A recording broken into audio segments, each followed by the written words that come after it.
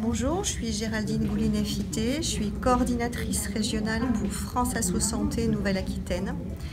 France Asso Santé est le nom de marque qui est utilisé pour dire plus généralement UNAS et URAS, qui veut dire Union nationale des associations agréées d'usagers du système de santé, qui est issue de la loi de modernisation du système de santé en 2016, loi Touraine, qui a donc entériné la création d'une union permettant de pouvoir concentrer dans un collectif associatif et représenter le droit des usagers du système de santé. Elle répond à 5 missions essentielles. La première mission, c'est une mission d'information, information des représentants des usagers et des usagers du système de santé. Une deuxième mission qui est celle de former justement les représentants des usagers afin qu'ils soient en compétence et pour pouvoir représenter justement les usagers et les citoyens que nous sommes. Une mission également de plaidoyer afin de pouvoir faire porter notre voix au niveau des pouvoirs publics et des décideurs. Une action ensuite d'animation de réseau puisque France Asso Santé, notamment en Nouvelle-Aquitaine, c'est 120 associations qui composent notre réseau associatif. Nous avons aujourd'hui mené cette session partenaire avec un titre évocateur qui était la démocratie en temps de crise ou crise de la démocratie sanitaire. Et par rapport à ce débat, nous avons voulu mettre en perspective justement la manière dont la pandémie a mis à mal ou a conforté certaines actions, notamment auprès des associations d'usagers et des représentants des usagers au sein de toutes les instances de démocratie qui sont à la fois du plus local jusqu'au plus national. Donc on avait différents interlocuteurs. On a d'abord planté le décor avec différentes études et observatoires qui ont été faits soit par France Asso Santé à travers sa ligne Santé Info Droit, d'enquêtes qui ont été menées auprès notamment des représentants des usagers et des associations qui œuvrent au quotidien dans les établissements publics et privés, notamment en commission des usagers, et puis également autour de retours d'expérience, notamment du guichet des réclamations en santé qui opère depuis 2020 dans les Deux-Sèvres et qui nous ont fait également le retour des réclamations qui pouvaient être menées par les usagers et les sollicitations qui avaient été engagées à ce niveau-là. Ce qu'on peut retenir ensuite dans le débat qui a suivi, puisque nous avons eu derrière des intervenants qui sont intervenus, des philosophes, la présidente du Césaire, qui est la commission économique et sociale au niveau de la région Nouvelle-Aquitaine,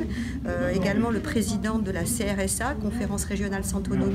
Autonomie de Nouvelle-Aquitaine, et le président régional de France Asso Santé, et qu'on a voulu justement mettre en perspective comment l'appareil démocratique avait fonctionné pendant la crise sanitaire et est-ce que au niveau de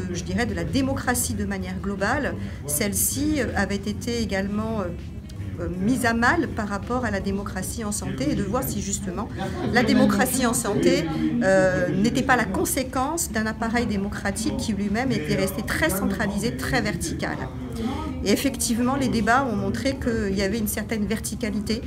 dans le discours et dans les actions, que les avis n'avaient pas été forcément pris en considération, malgré des alertes très tôt de la part des acteurs de terrain, et que cela avait probablement, en tout cas,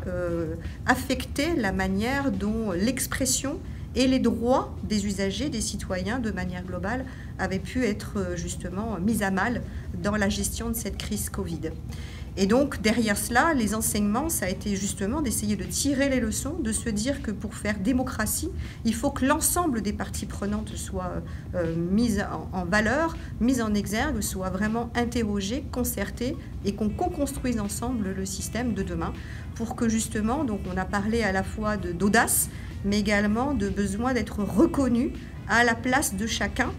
de sa compétence, de son expérience, de son expertise, depuis le citoyen jusqu'au pouvoir et du décideur politique, dans la construction et dans la gestion des crises qui peuvent nous amener demain, avec derrière des parallèles qui ont été faits, notamment dans la gestion de la crise Covid par rapport à la crise du sida,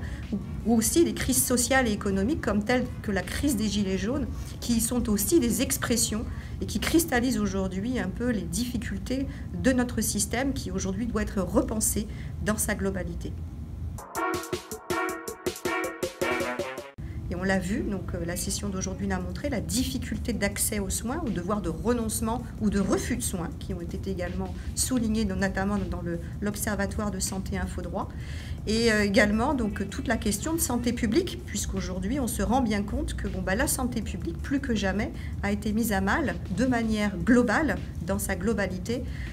dans justement la crise et la pandémie que nous venons de vivre. Donc ce sont les deux éléments autour de la prévention, la promotion, la santé publique de manière globale et tout ce qui est lié évidemment aux problématiques d'accès aux soins.